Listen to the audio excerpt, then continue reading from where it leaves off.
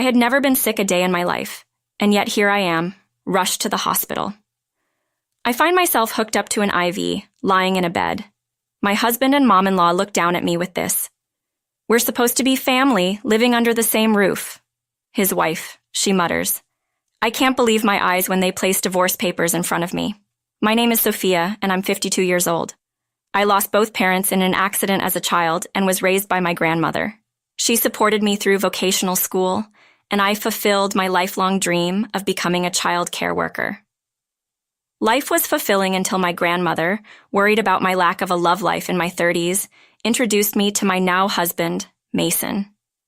I was inexperienced with relationships, but I fell for his kind face and slightly pushy demeanor, quickly tying the knot. When my grandmother's health suddenly deteriorated, hoping to give her peace of mind, after she passed away, she left me a small inheritance. "Because it makes me look bad," Mason said, and I became a housewife at his request. We used my inheritance as a down payment on a house in an upscale suburban neighborhood. Mason's high salary and our beautiful new home, everything seemed perfect. But then, reality hit us hard. We couldn't have children. By the time we considered fertility treatments, it was too late for me, and we decided to lead a modest but happy life together. But there was one person who wasn't happy about this, my mom-in-law. Our relationship was never great, but after we decided not to have children, she started harassing me every time we visited. "You're just an immature woman who can't have kids. At least work hard when you're here," she said. Buffed, I stand there as my mom-in-law smirks and says, "Well, isn't it nice that the daughter-in-law takes care of all the housework? Come on, let's relax in the living room." My relatives follow her lead and exit the kitchen. "I appreciate that," my relatives would say. "Thank you, take care. Let us know if you need anything." But not a single person offered to help me. I guess it makes sense. No one dares to challenge my temperamental mom-in-law, and nobody actually enjoys working in the kitchen. Perhaps because it's the countryside, there's always been a level of gender inequality at my spouse's parents' house, centered around my father-in-law. The men would be drinking and making a ruckus while the women were busy with preparations. But I never thought all this work would fall on me just because we can't have kids. I can't handle alcohol, and it might be easier to work alone in the kitchen than deal with drunkards.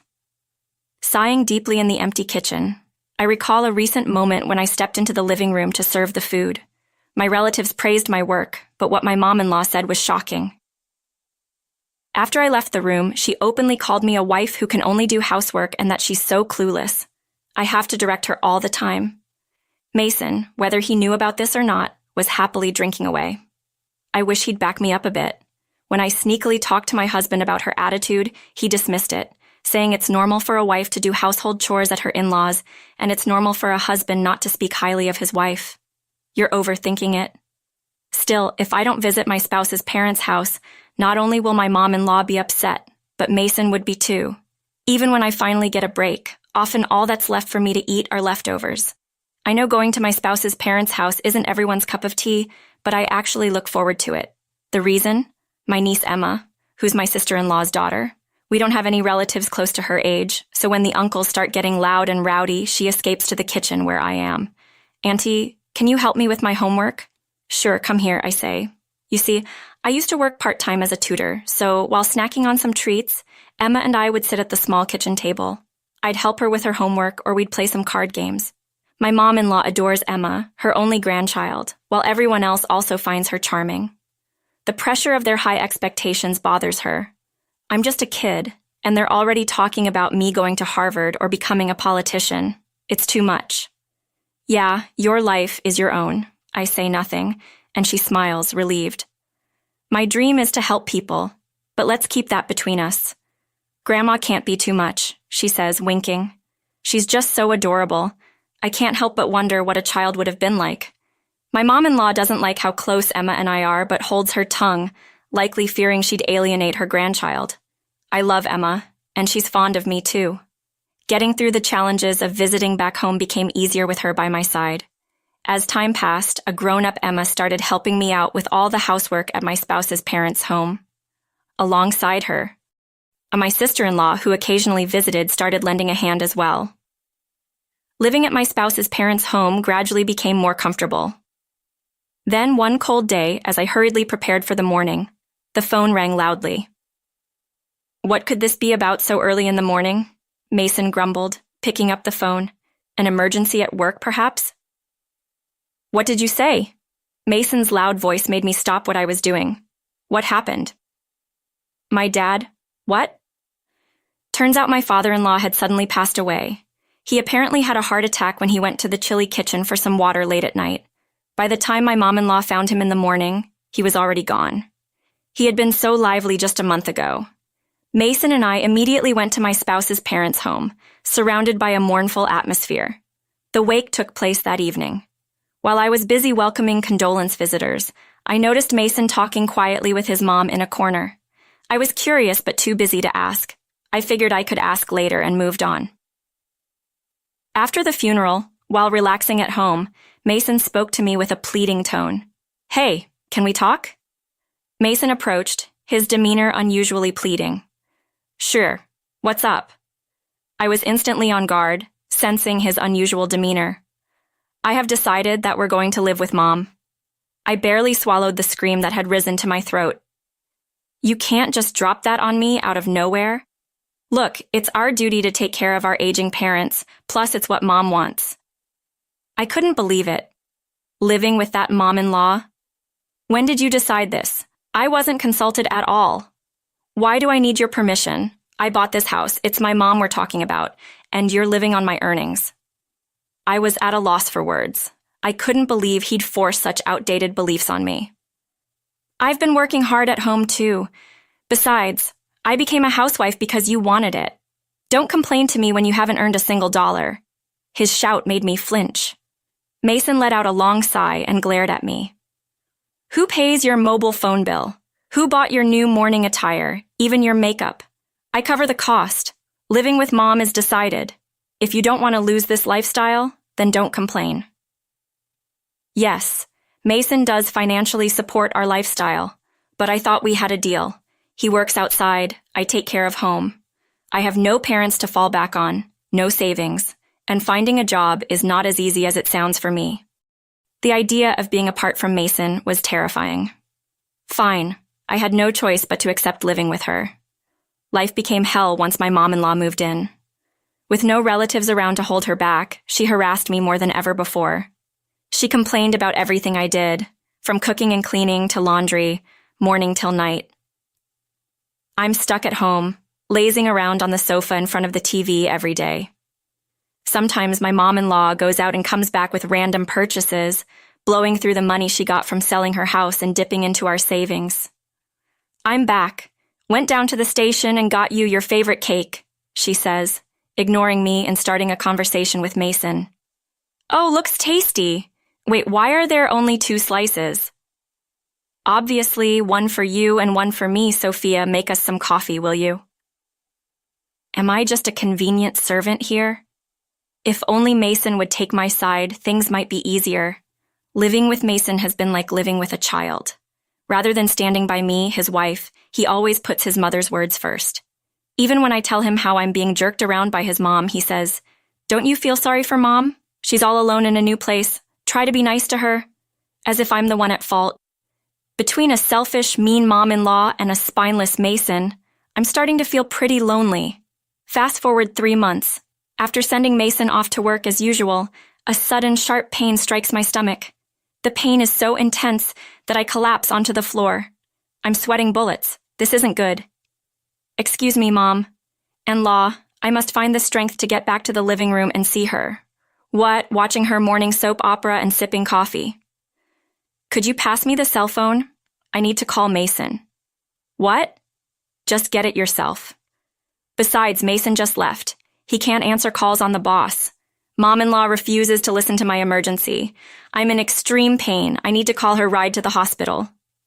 "You want to bother my son at work for a little stomach ache? Not on my watch." I reach for the phone and dial 911. Soon enough, an ambulance pulls up with the siren blaring. "What? Why is there an ambulance? Did you call it?" She looked shocked, as if she never expected this. "If you won't let me call Mason, what choice do I have? This is completely unnecessary." Her face flushes red with anger. The rescue squad quickly loads me onto a stretcher and takes me away. "You're in safe hands. We're headed to the nearest hospital," the paramedic assures me. When was the last time someone spoke to me so kindly? Just as I start to feel relieved, my consciousness starts to fade. When I come to, I'm in a hospital bed. It's already dark outside, and there's my mom-in-law, dressed to the nines, and Mason still in his suit, sitting next to me with stern faces. "According to the doctor, it looks like I have a stomach ulcer," I say, as the doctor leaves after telling me I'll be hospitalized for a week. Mason lets out a deep sigh. "So, you collapsed right after I left for work, huh? Is he worth it?" A glimmer of hope arises in my heart, but I was sorely mistaken. "Why didn't you call me instead of summoning an ambulance? Such a drama queen." My tiny glimmer of hope vanishes in an instant. I felt as if that small light of hope was snuffed out, plunging me into darkness. "You're always like this, getting your priorities all wrong? Is that why you're so inefficient at housework and stressed out? What a hassle you are." "Oh, please, the real stress is 70% you, mom-in-law, and 30% Mason." I'm too stunned to speak as I fall silent. Mom-in-law looks at me and says, "A homemaker's job is to keep the house in order, and you're planning to slack off in the hospital for a week. You're a disgrace as a wife. Let's just get divorced." In Mom-in-law's wrinkled hand, there's a piece of paper. "Yes, it's a divorce paper. Exactly. Mom's right." Mason chimes in, smirking as he starts filling out the form. "Wait." I panic. What happens to me if I'm abandoned now? I try to snatch the form from Mason, but my body won't cooperate. As Mason finishes filling out the form, he chuckles, seemingly amused at my situation.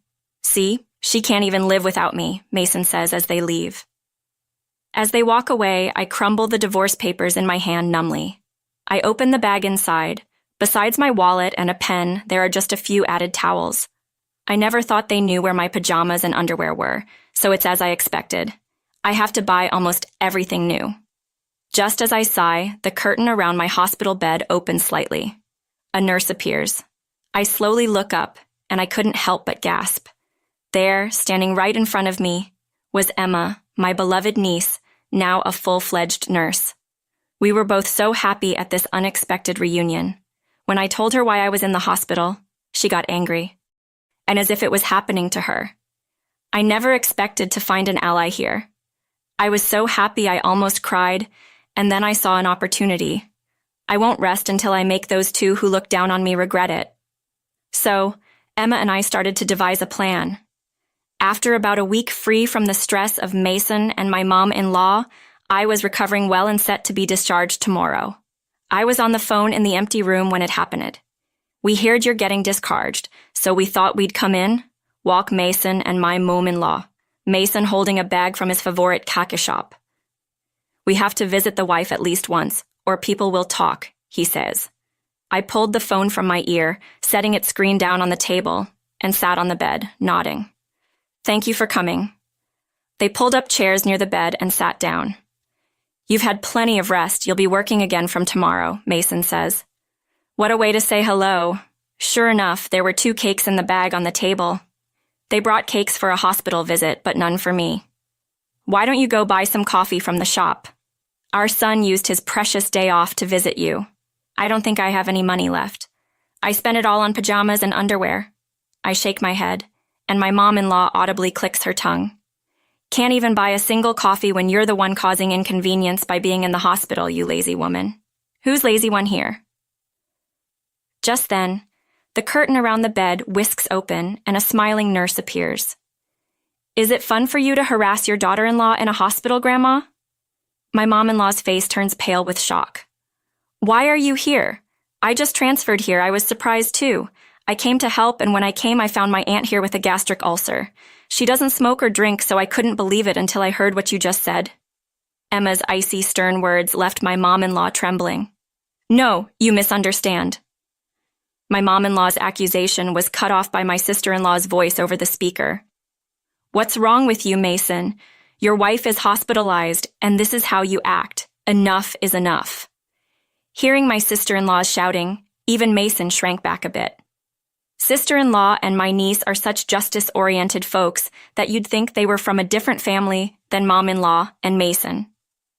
I think to myself, the idea to secretly listen in on the conversation between Mason and mom-in-law in the hospital room was all sister-in-law's plan. After watching Mason and mom-in-law shrink in size, I turned to sister-in-law again. Sister-in-law, thank you so much. I hang up the phone and look at Mason, who's all shriveled up. I haven't just been sleeping and resting this week, you know. You filed for divorce a week ago, right? I'll agree to it. Let's get divorced. Mason stares at me, dumbfounded. Of course he is. He never thought a housewife with no job or place to live would willingly let go of her current life. His baffled expression is so priceless I can't help but laugh.